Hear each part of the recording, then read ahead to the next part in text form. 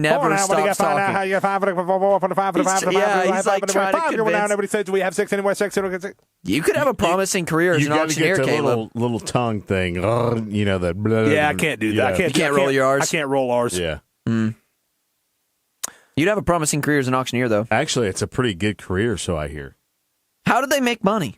Do people just pay them to come run their auctions? Oh, yeah. Okay.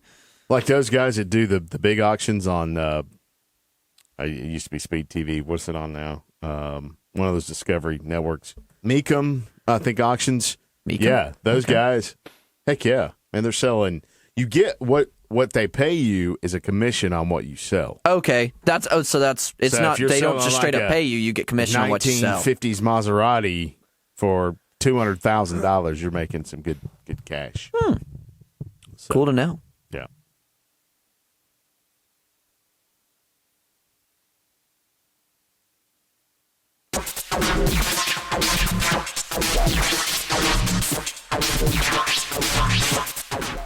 Welcome to Access Sports Weekly here on AccessWDUN.com. Bo Wilson beside Caleb Hutchins. And as usual, the guy that's in front and behind the camera, for some reason, Seth Chapman.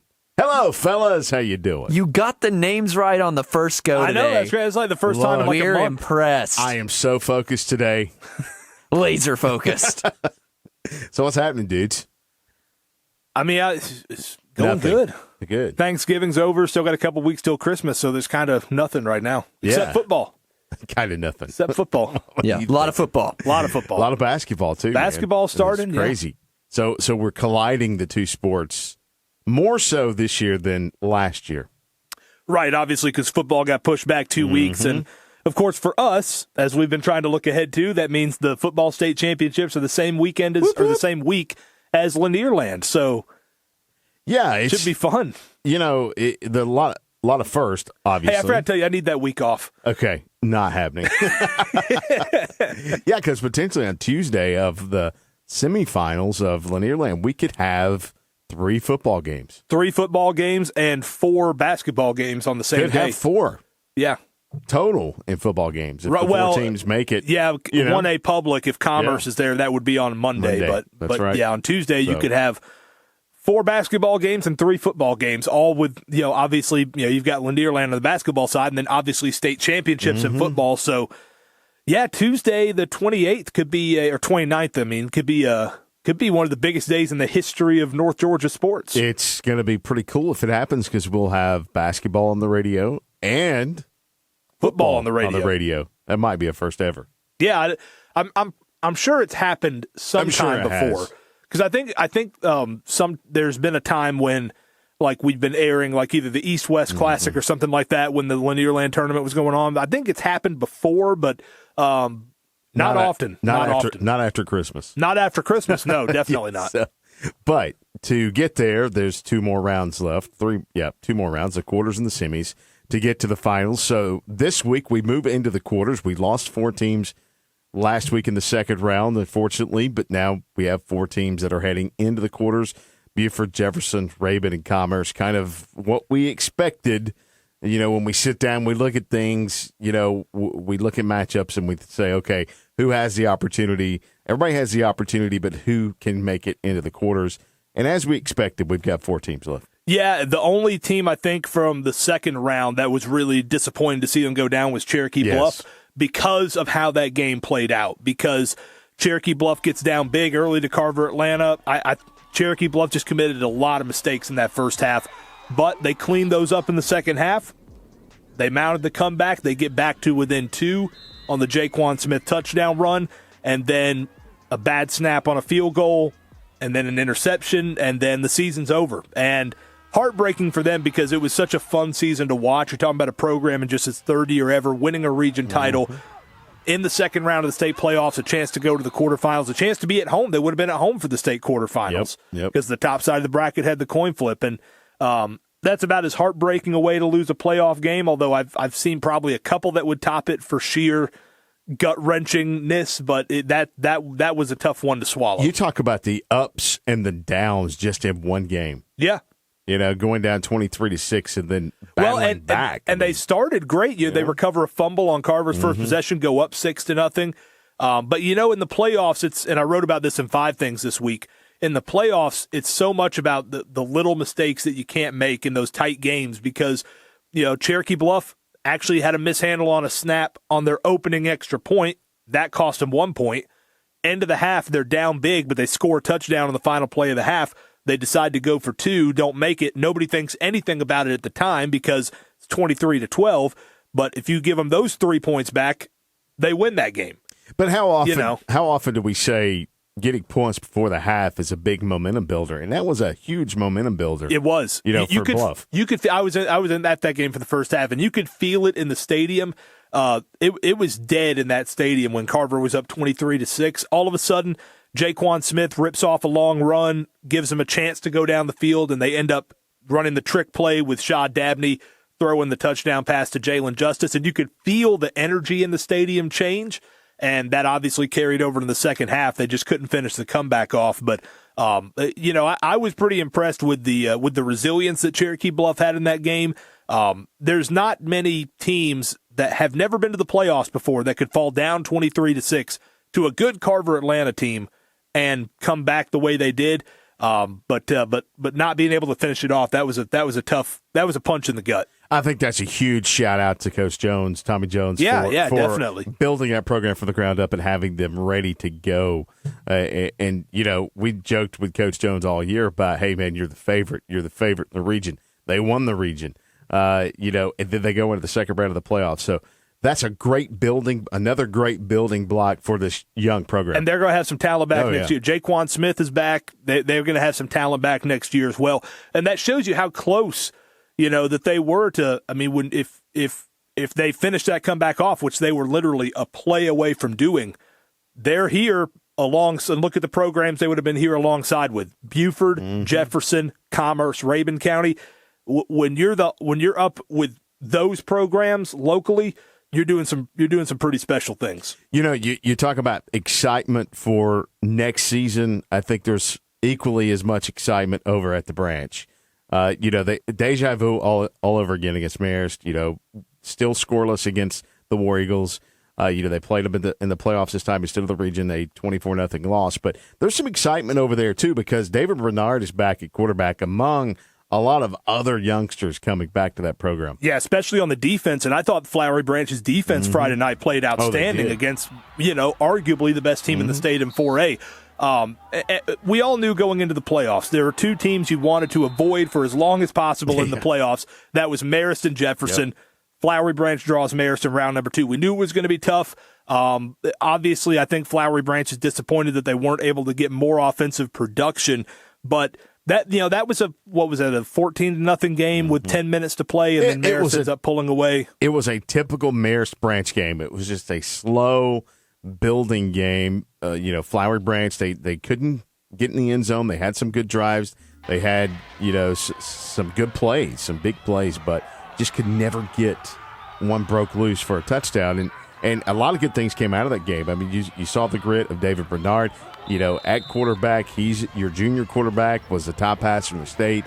He came in against the number 1 defense. Yeah, it's either them. I think in scoring defense they are number 1. Yeah, so it was a tough matchup for Flowery Branch, but I think a lot of good things come out of it and a lot of good things to build on. What else that game was? Cold. Yeah. Cold. So cold. Hey, it was cold. So it was cold at Cherokee Bluff, too. I reckon it was cold everywhere. Yeah. It was cold. Well, they played a game up in Rabun County. I imagine that probably wasn't too fun. No.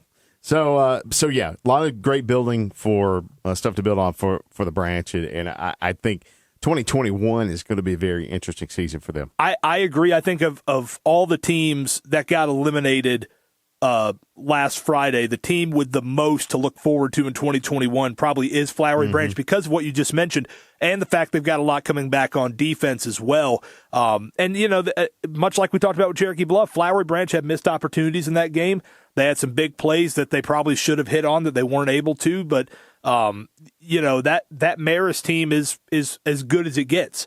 So when you're playing teams of that caliber, those you got to cash in on opportunities. It's just that simple. Ben Hall said that when we talked to him earlier in the week, and they weren't able to do it. And it's kind of just as simple as that.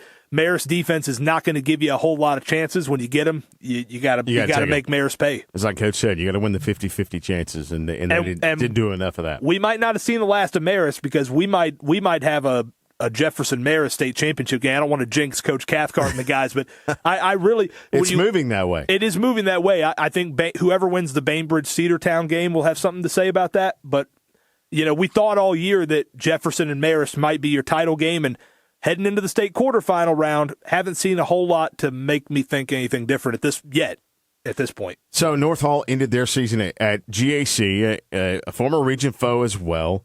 Coach Bishop, he was not on the sidelines for that game because he was out with COVID, and GAC's defense just shut down North Hall. Yeah, Coach David Bishop wasn't able to be there because of COVID, and I don't know how much of a difference that really made, but North Hall, much like we talked about with Flowery Branch, North Hall knew what they were getting into. They knew they were going to have to play probably their best game to have a shot against GAC, and it didn't materialize. They got down, and we said it also last week. They can't get down early. They need to make sure that this is a tight game going into the half. They let GAC get out to an early lead, and the game just got away from them from there. But another team in North Hall that I think has got a lot coming back next year. I think that next year, even though they lose Clark Howell, which will hurt. They have Rochester back. But they have Kevin back. Rochester back. So, they have Brad Puryear back. Yeah. They have a lot back on the lines of scrimmage and on defense. North Hall, I think, will be a better football team next year than they were even this year. And look out for freshman A.J. Jones, who will be a year older next year. Yeah. Probably will step in. Austin Atha's back, too. Yeah, Austin Atha. So they got a lot of players returning that should be interesting for North Hall next year. Dawson County falling on the road to number 1 Oconee County in a game that was just ugly. Yeah, it's very similar to North Hall. They got themselves in a hole against Oconee County early, made a couple of nice plays early in the game, but once Oconee got the momentum, Oconee County's really good. Yeah. In AAA, that's going to be a huge game between them and Peach County. Dawson County, I think similar to Flowery Branch, probably a little disappointed that they didn't get a little bit more out of their offense, but again, they knew what they were getting into. Oconee County was one of the top 2 or 3 teams in the state in AAA. All right, so coming up this week in the quarters, Buford hosting Langston Hughes. That'll be on AM 550 WDUN. Jefferson's going to host Carver Columbus. That's on FM 102.9. And Rabun hosts Bleckley County, and Commerce has Irwin County once again for like the second time in, 2 years? 3 years, I think, yeah. So those are going to be some interesting games. However, Caleb, who do you think is the most, or what do you think the most interesting matchup of the quarterfinals will be? I think it's that one you just mentioned. I think it's Commerce and Irwin County. Commerce gave Irwin County really the toughest run anybody gave them outside of Clinch County 2 years ago when Irwin County went to the state title game. Commerce played Irwin County down to the final seconds. Commerce had a lead on Irwin County with about a minute or a minute and a half to play. Now the game is at Commerce. Irwin County still obviously very good, but I think a little bit down from their state championship team of last year. Well, DJ Lundy's gone. Well, that's true, and it's also the first year under a new head coach, and obviously it was such a sad story with what happened to their head coach last year, and such a great story, them winning that state title. But new year under a new head coach, no DJ Lundy, Irwin County coming in a little bit less than what they were this time last year, but still obviously very good. Commerce has won 7 in a row. And they've shown an ability to, even if they don't play particularly well in the first half, to play their best ball when they need to in the second half. I think the last 3 out of their last 4 games, because I forgot about the first round game, but 3 out of their last 4 games, they were either tied or trailing at halftime, ended up winning by multiple scores. So it's a great opportunity for Commerce. And I think if they get by this game, they got a real shot at making it to the state title game. Well, Commerce brings in that triple option offense. It's led by Coach Brown's son, Sammy Brown. The kids rushed over 1,000 yards, but the more interesting part is all the moving parts of this Commerce offense and all the backs that have 300-plus rushing yards in that offense. So it's a really, to me, it's a powerful offense that has a lot of really good players in it that can make things happen. Now, I did talk to Coach Brown yesterday or on Tuesday, and he's talking. I said, so what makes this offense go? And Coach Brown says the line of scrimmage. And obviously in the triple option, the line of scrimmage is kind of what helps. So That's going to be the biggest, I think, one of the biggest keys against Irwin County, because you see, as he says, a different style of play from teams in this area versus teams from South Georgia. I said, what is that style of play? He says they are more physical, they are faster, they are quicker than some of the teams that they've seen. So it will be an interesting game, but the interesting part about the whole game, they played each other in 2014 in the playoffs and in 2018 in the playoffs. And you mentioned in 2018, Commerce had a 17-7 lead going into the fourth quarter, and 3 straight scores by Irwin to win that game. So momentum is going to be huge in Commerce, Irwin County, I believe. I also like how during that you gave away the fact that we record this a day before we actually post it. Yeah, I know. Sorry. But we do that all the time. I know that made Seth happy. Seth loves it. Seth loves it when we peel the curtain back on his well-constructed show. Yeah. Smoke and mirrors. That's all this is smoke and mirrors. So we're not even real. So anyway, I animate the whole thing. The deep fake. So that game will be interesting to see how it finishes out, as will the rest of our games that we have to cover with Jefferson, Buford, and Rabun County this week. All right, so let's move on to, let's go to Seth's picks.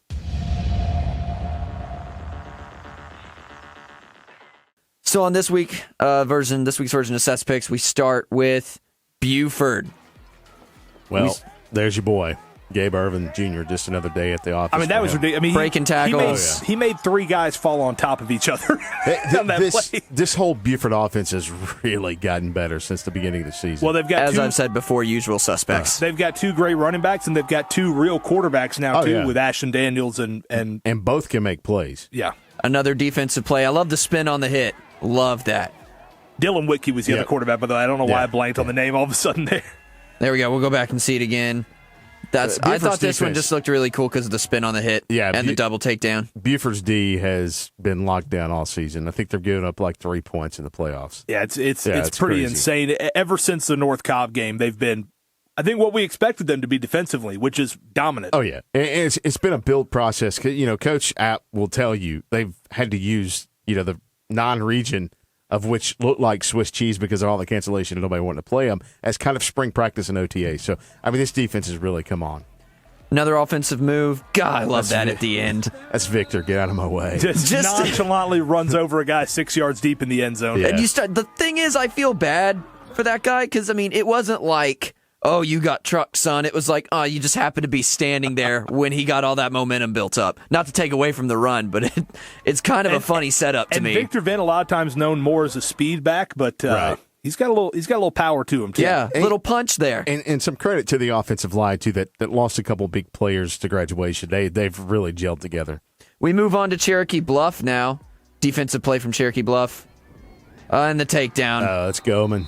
There we go. Gilman's been huge this year for that defense. Carver Atlanta had some really good athletes that gave Cherokee Bluff some problems, but really thought Cherokee Bluff's defense played great. Basically, Carver's entire offensive production was 2 plays. Yeah. There was, I think, a 30-something yard touchdown run and a 50-yard touchdown run, and that was really Carver Atlanta's only offensive production. I thought Cherokee Bluff's defense played really well.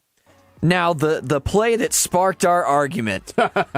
For those who want to see this argument, please wait to the end of the show. Well, listen, regardless of what you call it, it was huge for Cherokee Bluff. This was really the key, I thought, of the comeback. There's no time on there's 1 second on the clock or 3 seconds on the clock when they snap this ball. This is your last play of the half. They're down 23-6. You have to get points here going into the locker room. And they do it, and they cash it in. And Carver Atlanta's defense was tough down by the goal line a lot of times in this game.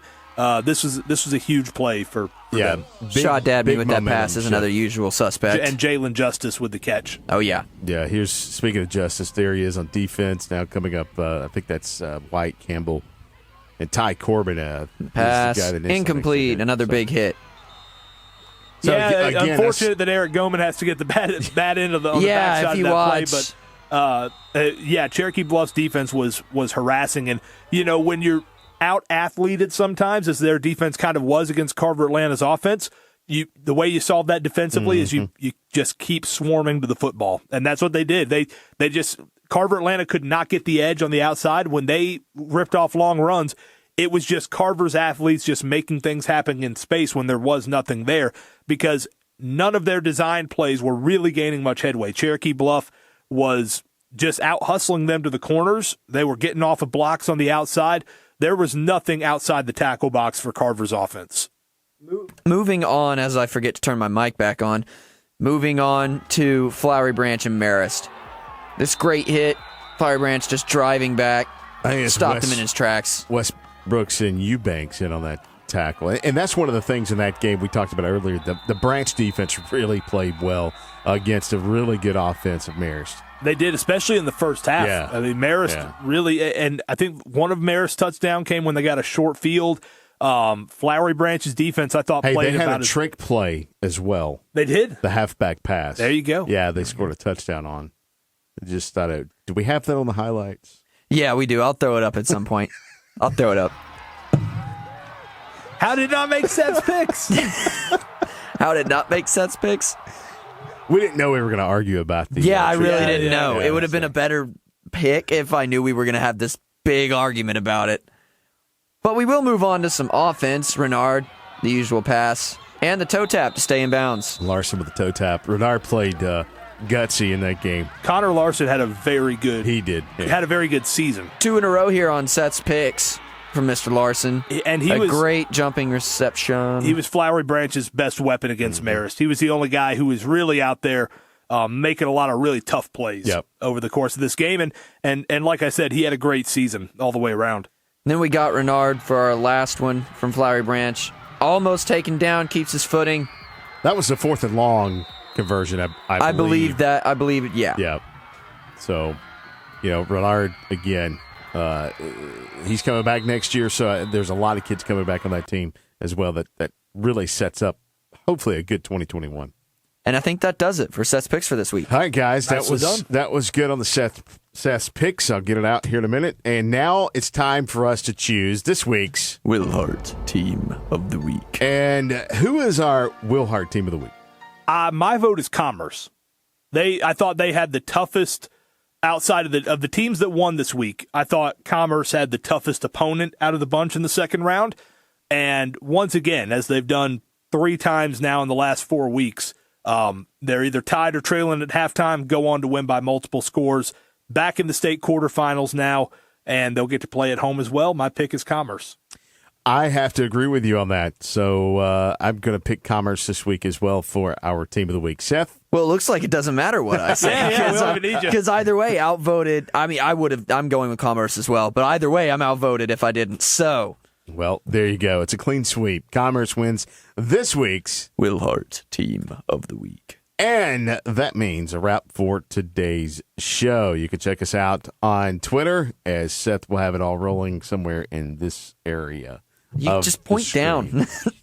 It's like you don't watch the show or something. There's not a lot of space here between. There's not a lot of space, but it kind of. But you're pointing at the bottom. I'm not explaining this to you. You get it, and you're just messing with me. I'm not explaining this to you. All right, for Seth, for Caleb. Movie magic. I'm Bo. Enjoy the quarterfinals of the GHSA football playoffs. Like and subscribe, guys.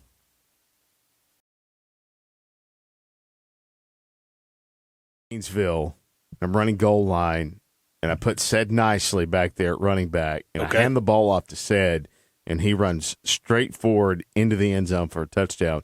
Is that a trick play? I would say that's not a running back now. I would say that's a trick formation, not a trick play. A trick formation. Yeah. But it's your normal formation.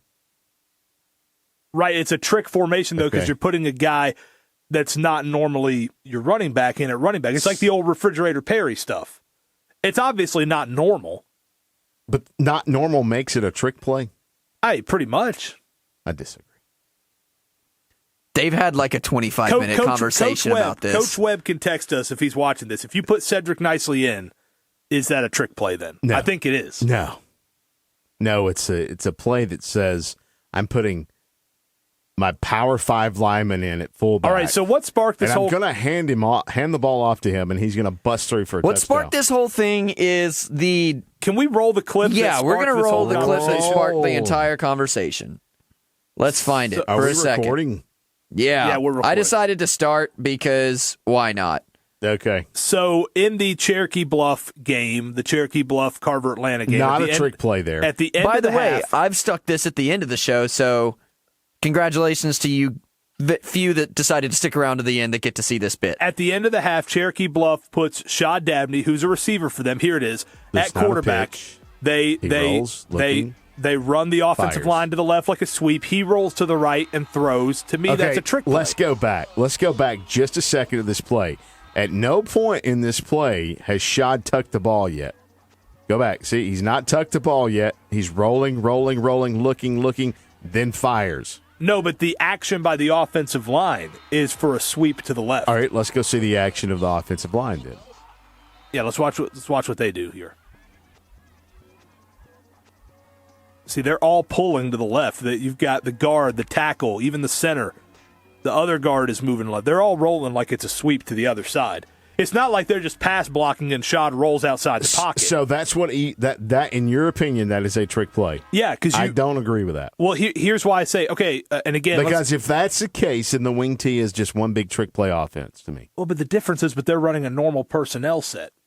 To me, once you've brought in a different personnel, that's a very specific package that you use almost never, except for very specific situations. Then Coaches, players, officials, everybody watching, light up our comment section on this. Please weigh in. So in the comment section, A halfback pass would be a trick play. Like if Sebastian pitched the ball to Shad, then Shad threw the ball, that would be a trick play, in my opinion. Of course, obviously it would be. Yeah. What I'm saying is that this is too. This because, is not obviously a trick play. No, I think it is because I disagree. I think Shad Dabney took 3 snaps in that Wildcat set over the course of this game. So as a screen pass, I'm going to weigh in and say that I don't think it's I think it is a trick play. It's not. It's not a trick play. I agree with you, Bo.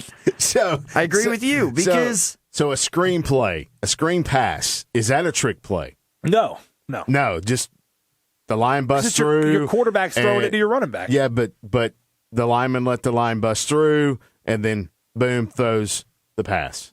What I'm saying, is that a trick play? I'm saying makes it a trick play is that it's that misdirection on top of the fact that you've got a different personnel in, and you've got a personnel in that you normally bring in specifically to run the ball, because every other time Shad took snaps there, it was to run some sweep or to run a read option with Jaquan Smith or Charles Tolbert. It was so you're saying it's a trick play on the basis that they set it up to be a false look. Here's my premise. It's a very specific situation that they use that Wildcat set with Shad Dabney, and they use it a few times a game.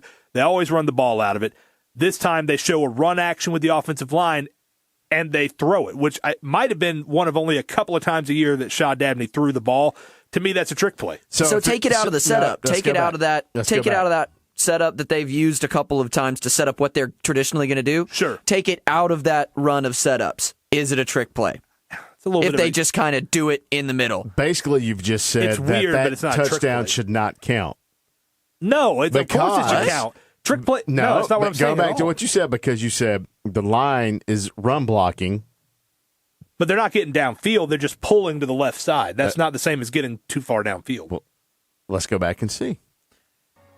Well, now we're just – this is a totally different question. Now we're just reviewing to see if Cherokee Bluff runs illegal RPOs. I'm just saying, in this instant, you talked about misdirection of the offensive line. Right. And you talked about Shad not playing quarterback on a regular basis. Rolling out, looking as if he is going to pass the football is a trick play. I think a thing that you have in your mind is that Shad was a quarterback at Riverside. No, it's not. So what I'm saying is if Jaquan Smith runs that exact same play, is that a trick play to you? If Jaquan Smith runs it, no. If it's the exact same, but it's Jaquan Smith. No, not unless somebody pitched the ball to Jaquan and then he threw the ball. So for you, for it to be a trick play, there has to be something before the throw. There has to be a trick in the play. Well, I think the trick was that Shad is that was probably put in a package for just this game. Comment down below. Do you think it was a trick play? I can see where both of you guys are coming from. I can see where Bo is like, no, Shad's obviously going to pass it. He's in the quarterback position. He's obviously going to do something with the ball. But at the same time, I can understand where Caleb's coming from in that they put him in that position and ran several of the same plays and then set it up so that now he's doing something different than he has been doing with that play in order to create a false look. So I think it was a great call on whoever's No, it's part. a great call. I think it's a great call. I think it's a trick play. yay, we all agree on something. I don't think it's a trick play. By the way, that was on the last Caleb play of the does. half. If they don't get that, I mean, they lose a lot of momentum. It's a huge play, but I thought it was a trick play. All right, 6 Not a minutes into trick this play. freaking conversation. Let's go back to the actual. Can we do Seth's picks? I want to.